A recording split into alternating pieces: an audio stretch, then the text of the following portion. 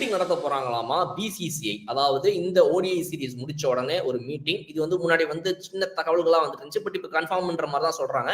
நடக்க போறது 3வது ஓடிஐ அந்த மேட்ச் முடிஞ்சோடனே அங்கேயேவா இல்ல அகமதாபாத்ல நம்ம ஷா குரூப்ஸ் இருக்கக்கூடிய அகமதாபாத்ல நடத்த போறாங்களா என்னங்கிறது மட்டும் இன்னும் ஃபிக்ஸ் ஆகல. பட் ஆனா மீட்டிங் கன்ஃபார்ம் பண்ற மாதிரி சொல்றாங்க. அதுல யாரெல்லாம் கலந்துக்க போறா அப்படின்னா பிசிசிஐ உடைய தரப்புல இருந்து சேர்மேன், அவங்க தரப்புல இருந்து ஒரு கும்பல் செலக்ஷன் அந்த கமிட்டி, அப்புறம் இல்லாம செலக்ஷன் கமிட்டியுடைய ஹெட்டா இருக்கக்கூடிய நம்மளுடைய Ajit Agarkar and head coach Gautam Gambhir plus 2 senior players of Indian cricket team Virat Kohli and Rohit Sharma.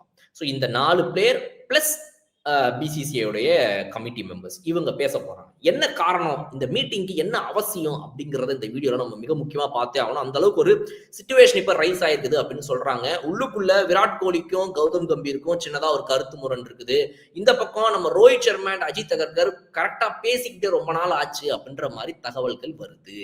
So selection கமிட்டில இது கௌதம் கம்பீருடைய அறிவுறுத்தலின்படி ஆர் வாட் எவர் சுப்மன் கில்ல கேப்டன் ஆக்குன டைமுக்கு அப்புறமால இருந்தே இந்த ஒரு விரிசல் between the selection committee head ஆன mister Ajit Agarkar and ex captain of ODI cricket team India நம்ம ரோஹித் சர்மா, இவங்க 2 பேருக்குள்ள ஒரு விரிசல் இருக்கு. இவங்க பேசிக்கிறதே கிடையாது. ஏதோ ஒரு சின்ன ஒரு கோல்டு வார் போகுதுன்னு சொல்லப்படுது.